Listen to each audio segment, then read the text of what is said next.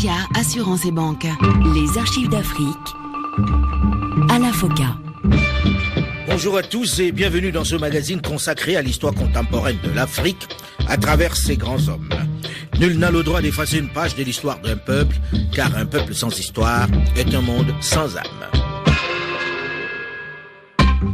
On nous dit, on nous parle en parlant de démocratie, comme on nous a parlé en parlant d'économie, comme si les peuples africains naissaient aujourd'hui.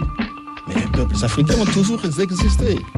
Nos rois, nos chefs coutumiers, nos chefs de tribu, eh bien, ils avaient le sens de la démocratie, c'est-à-dire protéger tout le monde, protéger sur ces sujets et mettre en place un processus consensuel.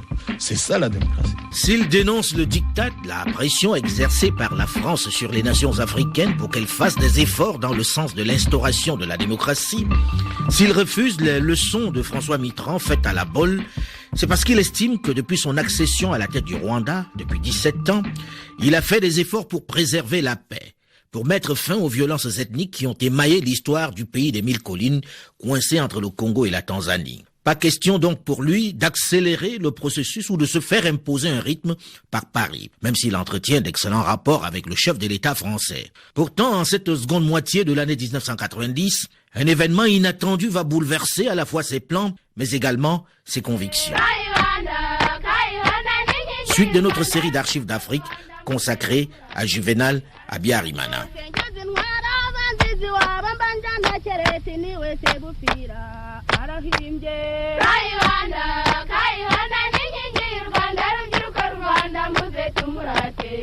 30 septembre 1990. Le président Juvénal Habyarimana et son épouse sont en visite aux États-Unis d'Amérique. Ils assistent au sommet des chefs d'État pour la protection de l'enfance. Le chef de l'État ougandais, Yoweri Museveni, assiste lui aussi à cet événement. À plus de 8000 kilomètres de là, la nuit est tombée sur le Rwanda, lorsqu'une colonne armée dont certains n'ont même pas pris la peine d'ôter leur uniforme ougandais, force la frontière et entre en territoire rwandais. Le colonel Rizatira, le secrétaire général de la défense du Rwanda. Nous avons été attaqués, on n'identifie pas encore les assaillants.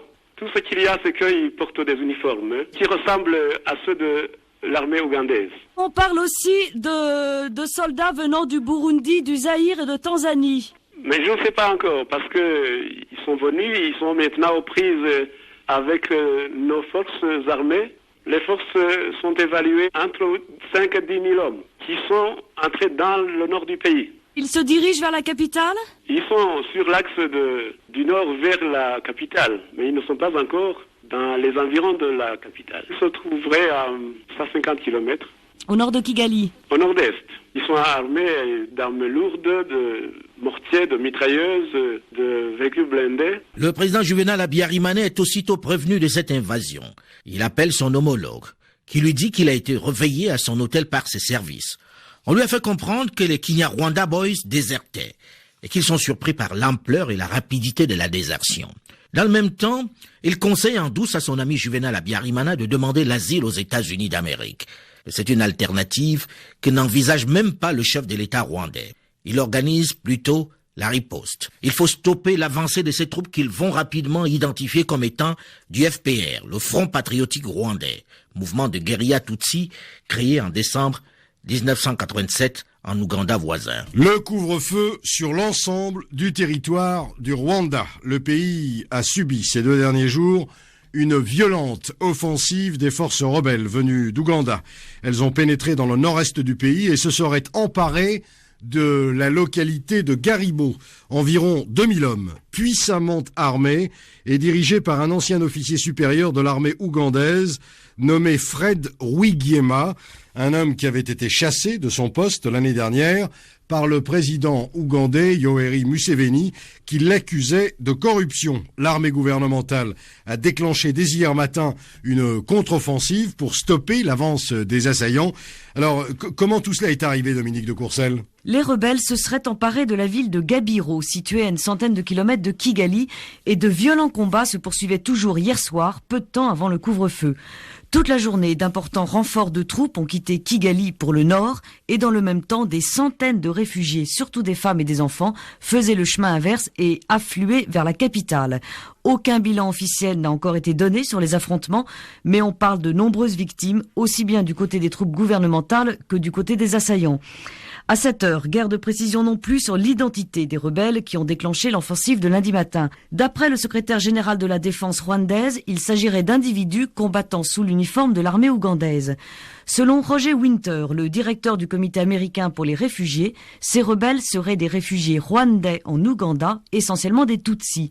Ils seraient commandés par Fred Rigiema, ancien adjoint du commandant en chef de l'armée ougandaise, et qui aurait été démis de ses fonctions il y a un an sur pression du gouvernement rwandais qui le voyait comme un élément dangereux parce que Tutsi.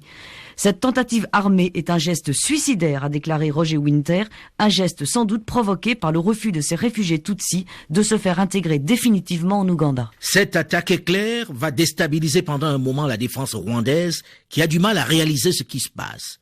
Charles Jeanneret, un des conseillers du président Habyarimana, qui ne va apprendre l'attaque que le lendemain lors d'une réception à l'ambassade de Chine. On m'avait demandé si je savais que des camions rwandais avaient été interceptés du côté ougandais après le poste frontalier de Kakitumba. Et moi, j'ai dit non, on n'est pas au courant. Et quand j'ai dit, c'est le lendemain matin qu'on avait appris qu'un détachement militaire ougandais était entré dans le pays. Et puis ils avançaient très rapidement, parce que le Rwanda n'était pas réellement prêt, on ne s'attendait pas à cela. Le président, comme je disais, était aux États-Unis, la moitié des ministres étaient en mission ailleurs. Et puis le président n'est rentré que le 3 octobre dans la nuit, je pense, du 3 octobre. Il avait trouvé un avion, il n'avait pas d'avion immédiatement, donc comme il était aux États-Unis. Et puis le 5 octobre, je crois, s'est adressé au pays. Juvenal Habyarimana, qui n'a donc pas d'avion, après avoir téléphoné à quelques-uns de ses homologues, tels le maréchal Mobutu et les responsables belges et français, va finalement trouver une place dans le Concorde qui l'amène à Paris pour qu'il prenne un autre vol pour Kigali. C'est pendant son escale à Paris qu'il va obtenir dans le salon de l'aéroport une assistance militaire française au Rwanda. Dans la foulée, il va se rendre en Belgique pour rencontrer le roi Baudouin et le premier ministre belge. Peter Verlinden, journaliste responsable du service étranger de la télévision publique flamande, la VRT. Il ne faut pas oublier que le Rwanda ne disposait pas d'une armée vraiment avec beaucoup de possibilités, avec beaucoup de potentialités. Le Rwanda disposait d'une armée de quelques milliers de militaires seulement, surtout parce que la Belgique et, si je me rappelle bien aussi la France, avaient demandé au régime rwandais d'Habyarimana de ne pas dépenser trop d'argent à l'armée, d'utiliser l'argent disponible pour développer le pays, pour l'enseignement, etc., etc. Et en contrepartie, la Belgique, aussi bien que la France, avait promis au Rwanda que si jamais il y a un problème de sécurité, que les Belges, que les Français interviendraient. Ce qui est plus ou moins passé après l'attaque qui est venue de l'Ouganda par l'FPR. Le président Juvenal Habyarimana. J'ai demandé surtout à la France un appui diplomatique pour faire comprendre à ceux qui envoient ces éléments et à ceux qui envoient les renforts pour les soutenir, de faire cesser les agressions contre le Rwanda. Dans le cadre d'une initiative belge, la Belgique estime que pour contrôler réellement une cessation de combat, il faudrait une force de contrôle. Nous appuyons cela. La Belgique pensait que l'Europe occidentale peut mettre en place cette force. C'est une force de dissuasion, pas une force de contrôle. C'est dans ce sens-là que j'ai discuté avec le président Mitterrand. Le président Mitterrand ne s'est pas prononcé sur ce problème puisque l'initiative appartient à la Belgique. Je pense que c'est la Belgique qui développera cette idée et qui demandera le concours de ses pairs. Peter Verlinden. Mon ministre était dans le temps en faveur d'une intervention belge, de la même chose que la France est intervenue pour empêcher l'FPR de conquérir le pays. Mais le gouvernement belge était divisé. Il y avait aussi certains partis politiques, surtout les socialistes, qui ne voulaient pas que la Belgique se mêlait dans une guerre en Afrique. Et c'est pour ça que l'intervention belge qui est venue s'est limitée à seulement évacuer les Belges sur place pour leur garantir leur sécurité. Ils sont retournés en Belgique, enfin pas tous, mais un grand nombre. Les Français sont restés et les para-belges, après quelques semaines ou quelques mois, je ne me rappelle plus exactement, ils sont retournés Oui. Charles Jeanneret, conseiller du président Habyarimana. Comme ils n'étaient pas réellement prêts, puis ils n'avaient que 5000 personnes, n'est-ce pas? En face, il y avait une armée de plus de 100 000, je crois. Évidemment, le FPR avançait très rapidement vers Kigali. À un moment donné, je crois qu'il y a eu une contraction, ils ont pu stopper cette avancée. Et puis pendant 2 ans, ou 2 ans au moins, ils ont pilonné le nord en fait du pays, de sorte que tout le nord était dépeuplé. Il y avait 1 million de réfugiés à Kigali, à peu près, 980 000 d'après la Croix-Rouge. Peter Verlinen, journaliste responsable du service étranger de la télévision publique flamande, la VRT. Au moment de l'attaque de l'FPR en octobre 90, nous avons fait, je veux dire, nous, le ministre belge de la coopération dans le temps, ensemble avec quelques membres de son cabinet, comme moi-même, nous avons fait un tour dans le nord du pays. Et à ce même moment, nous avons été informés, surtout par des Belges, par des missionnaires, par des Européens qui se trouvaient là-bas, qu'il y avait eu des tueries en masse par l'FPR. Le ministre belge dans le temps, André Gaines, il a écrit un rapport là-dessus qu'il a présenté à son gouvernement. J'ai repris des extraits de ce rapport dans un de mes livres, mais c'était c'était presque pas connu et on n'osait presque pas parler de cela parce que l'opinion publique ne voulait pas croire, les journalistes ne voulaient pas croire que ça se passait et en plus les gens qui nous informaient ne voulaient pas en parler trop ouvertement parce qu'ils craignaient de nouveaux attaques. On n'ose pas le croire parce que la presse elle aussi a été conditionnée, sensibilisée par la situation des nombreux réfugiés Tutsis, ceux qui vivaient depuis longtemps en exil dans les pays voisins. La guerre va dans cette première moitié du mois d'octobre 1990 bénéficier d'une large couverture médiatique. Il faut dire qu'elle va faire également beaucoup de morts et que les différentes parties, notamment le Front patriotique rwandais, a mis en place un remarquable outil de communication. La presse garde en mémoire les précédents massacres des Tutsis. Cette guerre qui s'accompagne d'actions de guérilla va offrir aux populations l'occasion de s'attaquer, de s'en prendre aux populations Tutsis soupçonnées de collusion avec l'ennemi. En réalité, ces attaques ne sont pas de nature à apaiser les tensions ethniques dans la population rwandaise au cours de ce mois d'octobre 1990. Les Tutsis de la commune de Kibilira vont faire l'objet d'exactions. Il vaut mieux ne pas être soupçonné d'appartenance au FPR. Même le simple fait d'être Bagogwe, une ethnie apparentée aux Tutsis, va leur coûter très cher. Les représailles vont faire jusqu'à 500 morts. Je vous le disais à l'instant, situation toujours confuse au Rwanda, un pays qui est coincé entre le Zaïre, l'Ouganda et la Tanzanie. Apparemment, les combats se poursuivent entre l'armée et les rebelles du Front patriotique. Depuis le 1er octobre, les forces rebelles venues d'Ouganda ont envahi le nord du pays. Plusieurs milliers de civils auraient été massacrés par l'armée régulière. Nous allons essayer de faire le point ce soir grâce à l'une de nos équipes qui rentre de Kigali. Le reportage est signé Philippe Boisserie et Franck Brisset pour les images. Cet homme clame sans doute qu'il n'est pas un rebelle, mais personne ne comprend sa langue. En guise de prisonnier, les autorités rwandaises n'ont réussi à présenter à la presse internationale qu'une vingtaine d'Ougandais. Les rares qui parlent anglais sortent un passeport, un permis de travail, expliquent qu'ils n'ont rien à voir avec ces armes exhibées un peu plus loin. Un militaire filme la scène pour prouver sans doute qu'ils ont pu s'exprimer librement. Pendant ce temps-là, 3000 autres prisonniers croupissent officiellement dans les prisons de Kigali, sans motif pour la plupart. Un Rwandais souhaite témoigner anonymement. Il s'affirme Tutsi, l'ethnie minoritaire. Une information facile à vérifier, puisqu'ici l'appartenance ethnique figure sur la carte d'identité. On m'a attrapé, hein? On m'a frappé, on m'a fouillé et on m'a menacé, hein? Et alors, après, qu'est-ce qui s'est passé? On vous a relâché? On vous a emmené quelque part? Oui, on m'a emmené au stade. Il y avait beaucoup de monde. Il n'y avait que des Tutsis. Les Tutsis sont en effet considérés comme les instigateurs de la rébellion. Chassée du pouvoir il y a 30 ans, cette minorité s'est alors expatriée dans les pays voisins. Et les sanglantes guerres tribales avec les Hutus majoritaires ne sont pas oubliées. Pourtant, les rebelles venus d'Ouganda affirment refuser toute idée de revanche ethnique. C'est vrai qu'ils ont un projet politique d'union nationale, mais c'est vrai aussi qu'étant guidés par des Tutsis, ils provoquent inévitablement dans la majorité Hutu du pays une réaction de défense tribale.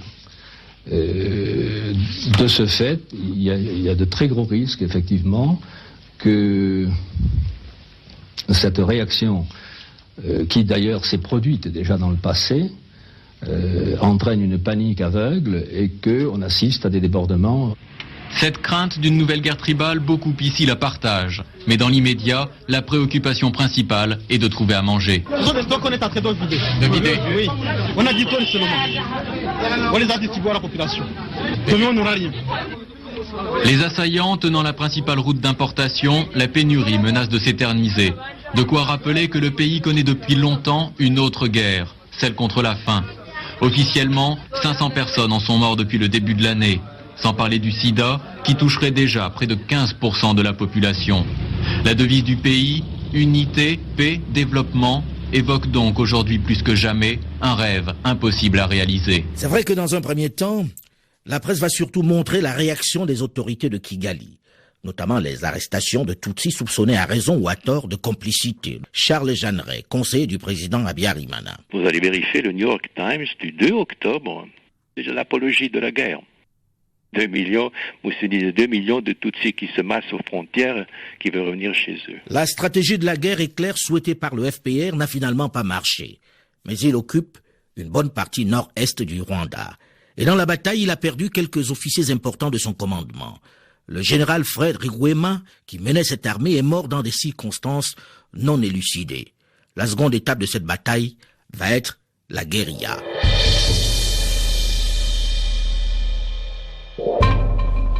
10 jours après l'attaque, le président Museveni est de retour en Ouganda. Devant les diplomates, il va avouer dans un premier temps qu'il avait été tenu au courant des préparatifs de l'invasion du Rwanda. Mais, ajoute-t-il, comment peut-on arrêter des gens parce qu'ils discutent de comment ils vont retourner dans leur pays? Il fait remarquer que certains dans ces troupes font partie des meilleurs éléments. Cette attaque du FPR qui s'éternise, qui installe l'insécurité dans le pays, au-delà de la haine et du rejet du Tutsi qu'elle va amplifier, va également fragiliser le régime d'Habyarimana. L'aile dure du parti dénonce son laxisme, ce qu'elle considère comme sa faiblesse vis-à-vis des Tutsis. Des velléités de sédition ou d'émancipation se multiplient dans le camp présidentiel. La pression s'accentue sur lui.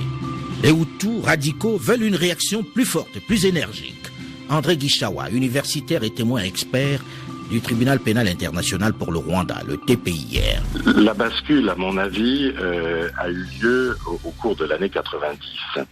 Il y a une chose à laquelle très peu de monde, a fait attention, mais il ne faut pas oublier que c'était, je crois, le 7 septembre 90, c'est-à-dire 3 semaines avant l'attaque du FPR, il y a eu la visite du pape Jean-Paul II. Cette visite a été pour l'essentiel consacrée à des débats sur la réintégration des réfugiés d'Ouganda. Bon, et ça, je crois que ça a été un élément extrêmement fort dans le ressentiment qui a été vécu à l'intérieur au moment de l'attaque du FPR. Parce que tout le monde avait l'impression que des efforts indéniables avaient été faits. Dès le début octobre, devaient être mis en place les premiers groupes de retour qui avaient été négociés par le HCR. Et l'Église a été extrêmement choquée que cette attaque ait lieu juste après que Jean-Paul II soit venu et apparemment obtenu de Juvénal Habyarimana des avancées. Même si l'on parle surtout du soutien des populations de son ethnie dont il bénéficie, des Hutus qui réclament une plus forte réaction de sa part, le président Habyarimana doit faire face aux critiques, à la pression de la communauté internationale échaudée par les images, par les arrestations et les massacres de Tutsis évoqués par les médias internationaux. Elle demande la libération des prisonniers politiques. Le chef de l'État rwandais doit lâcher du lest s'il ne veut pas perdre ses appuis. Mais comment va-t-il procéder pour ne pas perdre le précieux soutien des siens? Comment va-t-il manœuvrer pour ne pas perdre le pouvoir tout simplement? A-t-il les moyens de vaincre cette armée qui tient le nord-est de son territoire et qui bénéficie du soutien logistique de l'Ouganda? On en parle dans une dizaine de minutes dans la suite de cette série d'archives d'Afrique spéciale Juvénal Habyarimana. Juste après une nouvelle édition du journal sur Radio France Internationale. À très vite.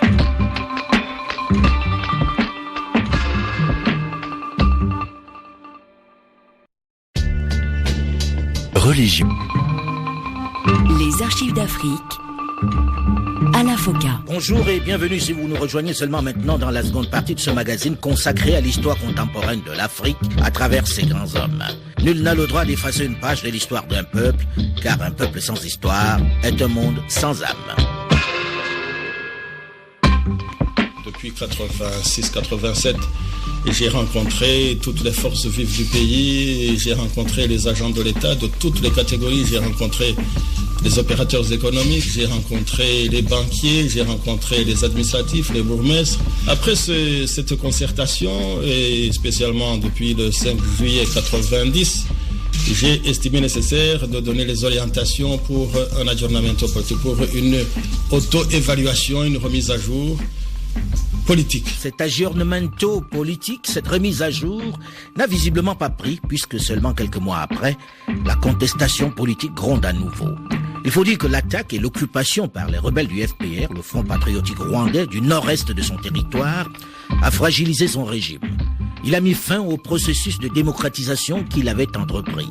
La priorité semble désormais ailleurs. Il faut répondre à cette attaque qui a fait près d'1 million de déplacés à l'intérieur même de son territoire. Des Rwandais qui vivent dans des camps à Kigali. Il faut également stopper l'avancée de ces assaillants soutenus par le voisin ougandais. Voilà ses principales urgences. Du moins, c'est ce qu'il croit.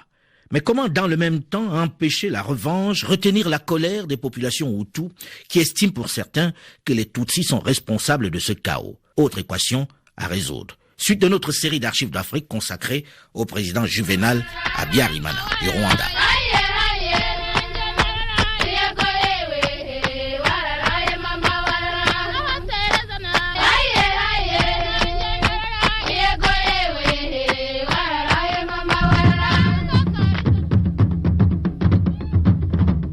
Après l'attaque des rebelles du FPR en octobre 1990, qui occupe le nord-est du pays, qui a fait de nombreuses victimes civiles et des centaines de milliers de déplacés, la réaction des populations, notamment Hutus, a également été brutale vis-à-vis des populations Tutsis. Une nouvelle flambée de violence qui fait la une des médias internationaux. Le régime du président Habyarimana est montré du doigt. Le spectre des massacres des Tutsis plane sur le pays. Sous la pression de la communauté internationale, le chef de l'État doit faire montre de souplesse. On réclame la libération des prisonniers politiques, la fin du parti unique aussi, l'instauration de la démocratie. Il a besoin de l'aide des grandes puissances pour se défendre, pour lutter contre le FPR qui ne cède pas un pouce de terrain. Au contraire, même si la guerre éclair n'a pas donné les fruits attendus, même si le FPR ne progresse plus vraiment sur le terrain, la guérilla qu'il a adoptée fait de plus en plus de dégâts. Le régime Habyarimana va organiser les procès des détenus de la guerre d'octobre, à l'issue desquels 7 personnes sont condamnées à mort pour complicité avec le FPR. Dans le même temps, 5000 détenus sont libérés par grâce présidentielle, ce qui suscite de l'incompréhension dans son propre camp. Il invite les réfugiés rwandais à retourner au pays. Tout en réaffirmant que le problème des réfugiés rwandais est d'abord un problème du gouvernement et du peuple rwandais, convaincu que personne ne doit rester éternellement réfugié et léguer cette étiquette anathématique de réfugié à sa descendance, le gouvernement rwandais réitère aujourd'hui les engagements pris d'une manière irréversible en vue d'une solution durable et définitive du problème. Ainsi, le gouvernement rwandais reconnaît que le rapatriement volontaire est un droit légitime des réfugiés rwandais et qu'il constitue un facteur de paix et de réconciliation. Ces décisions, ces appels au retour des réfugiés, considérés par certains Hutus extrémistes comme une faiblesse, un recul, une capitulation, ne contribuent pas à renforcer son pouvoir auprès des siens. Habyarimana doit également faire face à une contestation intérieure, tant dans son camp qui ne le trouve pas assez dur vis-à-vis de l'agresseur, que dans celui des Tutsis qui ont compris qu'ils doivent profiter de ces projecteurs braqués sur leur pays pour occuper des espaces.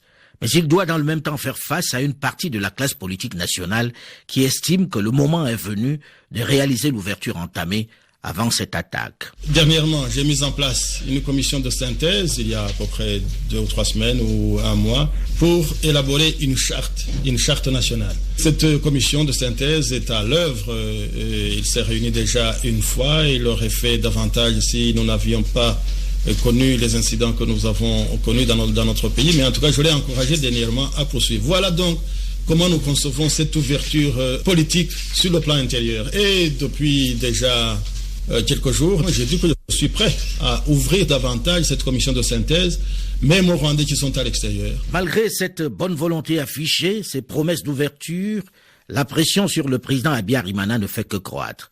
Si les deux parties parviennent en mai 1991 à une trêve concertée, elle ne signifie pas pour autant un retour à la normale. C'est sur le plan politique que s'exerce la charge. Juvénal Habyarimana doit se résoudre à instaurer le multipartisme contre lequel il s'insurgeait moins d'un an plus tôt. Je n'étais pas réservé au sommet de la Baule. J'ai dit que l'évolution politique, comme toute évolution, doit tenir compte des réalités des pays africains. Et c'est ce que je continue à penser. Et depuis déjà janvier 89, nous avons mis en place un groupe de réflexion. J'ai d'abord lancé l'idée d'une réflexion profonde pour voir comment réformer notre système politique. Mais ma pensée au départ, c'était de restructurer à l'intérieur même de notre parti unique, de façon à ce que toutes les tendances puissent être respectées et puissent s'exprimer. Et plus tard, le 5 juillet 90, j'ai fait des pas de plus en disant que nous devions nous ouvrir au multipartisme.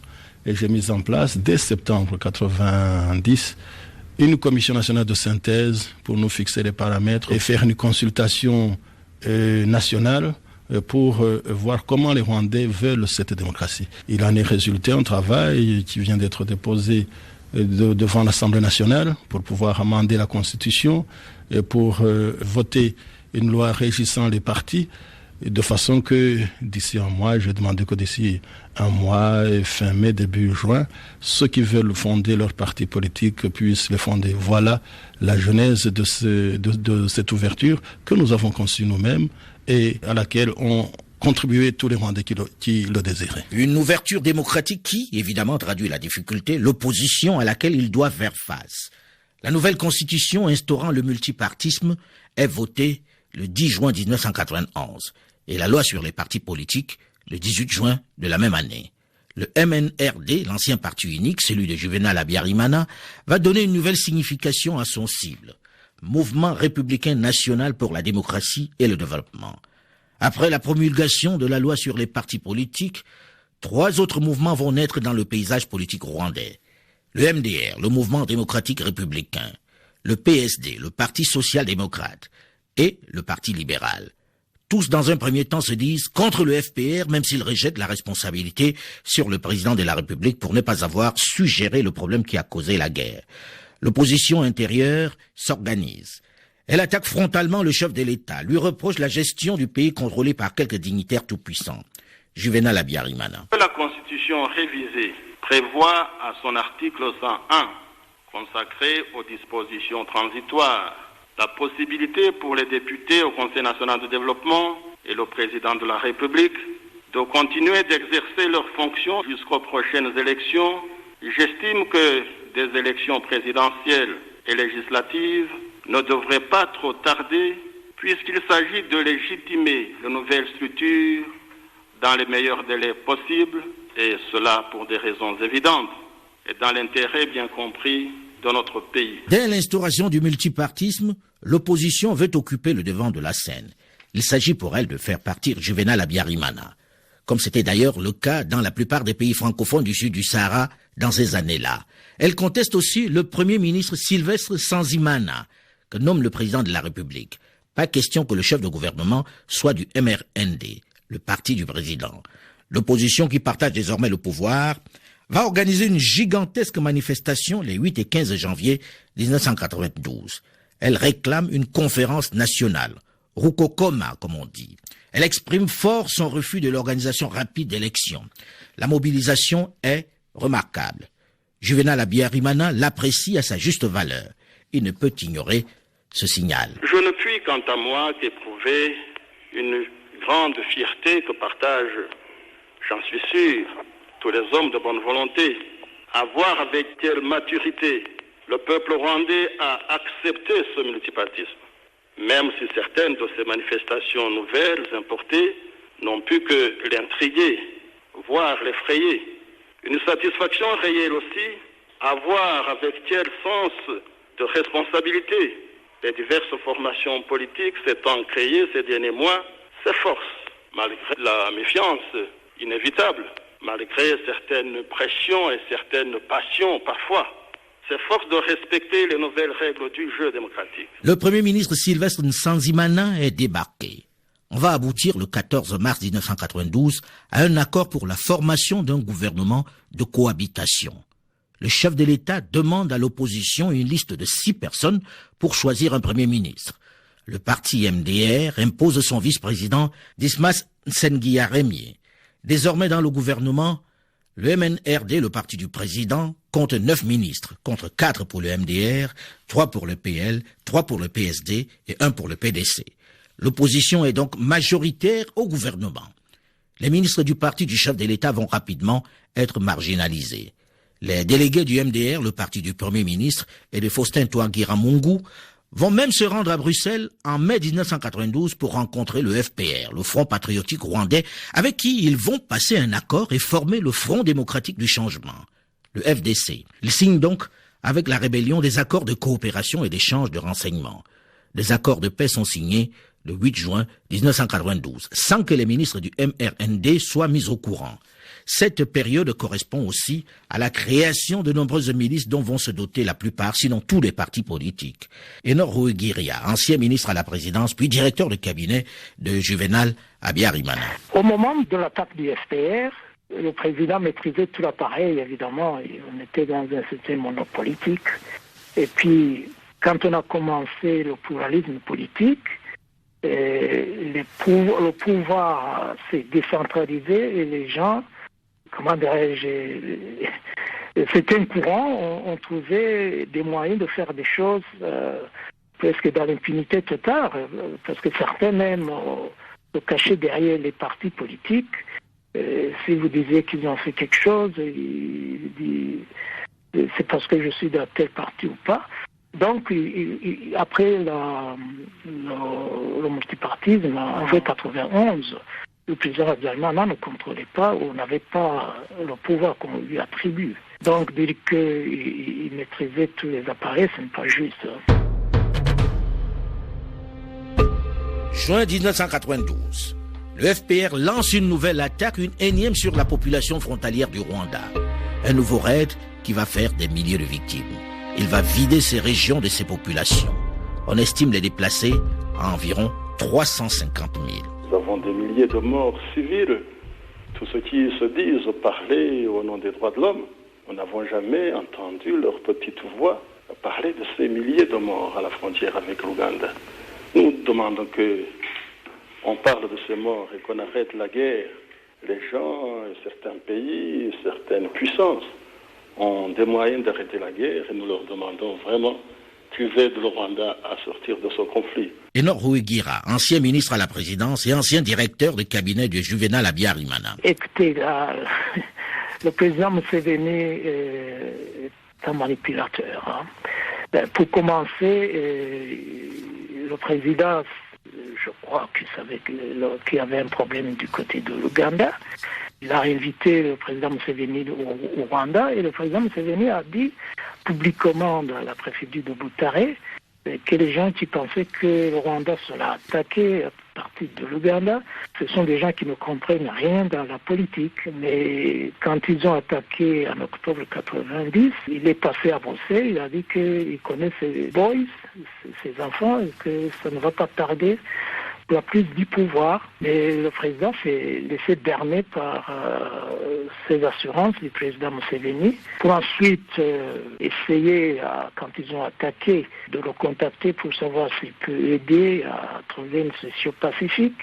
Ils ont fait des rencontres à la frontière, à Goma, mais c'était un manipulateur. Mais le président avait compris justement que c'était manipulateur, mais c'était un voisin, qu'est-ce qu'il faut faire? À chaque incursion du FPR, le Front patriotique rwandais, s'ensuit malgré tout une flambée de violence contre les populations Tutsi. Christophe Fizi était le directeur de l'Office rwandais d'information. Il va démissionner en 1992 par une lettre ouverte au président Juvenal Abiyarimana. Lorsque j'ai vu massacrer les Tutsis de ma commune Kibilira au début de la guerre, Kibirira était très loin du champ des combats. Mais on les a massacrés et les hautes instances, y compris le chef de l'État, étaient vraiment au courant, j'en suis persuadé, jusqu'au jour où je l'ai interpellé là-dessus et on a fait arrêter le massacre. Et je suis resté très irrité par ça. De manière générale, alors, quand la guerre a éclaté, la manière dont la guerre était gérée, les massacres qui se faisaient par l'armée, tout ça m'a rendu extrêmement... Si je comprends bien, M. Fizi, vous voulez dire qu'il savait qu'il y avait des massacres ou qu'il commanditait ces massacres et détournait le regard? Qu'il les commanditait, je ne peux pas l'accuser formellement, il faudrait des preuves, mais qu'il le savait, ça j'en suis certain. Face aux nombreuses incursions du FPR, qui à chaque fois fait des déplacés, le président Habyarimana se tourne vers la France et la Belgique pour demander leur aide. Il faut en finir avec cette bataille qui chaque jour fait des morts et de nombreux déplacés. Il est à Paris en juillet 1992 pour solliciter le soutien de François Mitterrand. Eh bien, j'étais venu voir le président Mitterrand et d'autres personnalités françaises pour passer en revue et leur faire part de l'évolution sur le plan économique, évolution sur le plan politique et surtout évolution en ce qui concerne la situation de la guerre. Et nous avons donc demandé que la France continue à nous assister et les autorités que j'ai rencontrées sont tout à fait d'accord. Si sur le terrain militaire, les deux parties continuent de s'affronter, dans le même temps, elles négocient.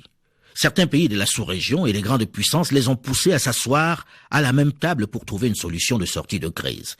Mais avec la méfiance qui règne, les projets des uns et des autres et les stratégies de certains soutiens, ces pourparlers pourront-ils ramener la paix? Le président Juvénal Habyarimana va-t-il parvenir à se maintenir aux affaires avec la violente charge politique que lui prépare l'opposition avec laquelle il cohabite? Nous en parlerons la semaine prochaine dans la suite de cette série d'Archives d'Afrique spéciale Juvénal Habyarimana. Mais tout de suite... Archives d'Afrique. Le jeu. Voici venu le moment que beaucoup d'entre vous attendent avec une certaine impatience désormais. Le jeu Archives d'Afrique, le coffret, qui vous permet chaque semaine de gagner le coffret Archives d'Afrique, les leaders africains du XXe siècle, volume 2. La semaine dernière, il fallait reconnaître l'auteur du putsch manqué contre le président Juvénal Habyarimana en 1980. J'ai dit bien, en 1980. Il s'agissait, vous êtes nombreux à l'avoir retrouvé, du colonel Lizinde. Les 5 premières bonnes réponses sur notre page Facebook et les 5 premières bonnes réponses sur notre répondeur sont Jean-Paul Rutagalama, à Kigali au Rwanda, Jean-Claude Saloumou, à Kinshasa en République démocratique du Congo, Amadou Dilalissi, à Pointe-Noire en République du Congo, Guillaume Padi, à Kinshasa en République démocratique du Congo, Koku Maoussi Djobo, à Atapame, au Togo. Olivier Kamana, à Gang, en Belgique. Philippe Bigada Mouridahabi, à Kigali, au Rwanda. Nicolas Tchewubi, à Kové, au Bénin. Emery Ascension Irayumva, à Bujumbura, au Burundi. Wassa Munga, à Nairobi, au Kenya. Voilà pour les gagnants de la semaine qui recevront à leur adresse postale le coffret Archives d'Afrique, les leaders africains du XXe siècle, avec une dédicace personnalisée. Vous aussi, c'est peut-être votre tour de gagner ce coffret si convoité. La question de cette semaine, où était le président Juvénal Habyarimana lorsqu'il apprend l'attaque par le FPR de son pays en 1990? Où était le président Habyarimana lorsqu'il apprend l'attaque par le FPR de son pays en 1990. Les 5 premières bonnes réponses sur notre page Facebook et les 5 premières bonnes réponses sur notre répondeur téléphonique au 0033 1 84 22 93 32 recevront à leur adresse postale le coffret Archives d'Afrique, les leaders africains du XXe siècle. Delphine Michaud, Olivier Raoul et Alain Foucault, nous vous donnons rendez-vous la semaine prochaine, même heure, même fréquence. À très vite. Mais tout de suite, une nouvelle édition du journal sur Radio France Internationale. Ce magazine vous a été proposé par le groupe NSIA Assurance et Banque, présent dans 12 pays d'Afrique subsaharienne.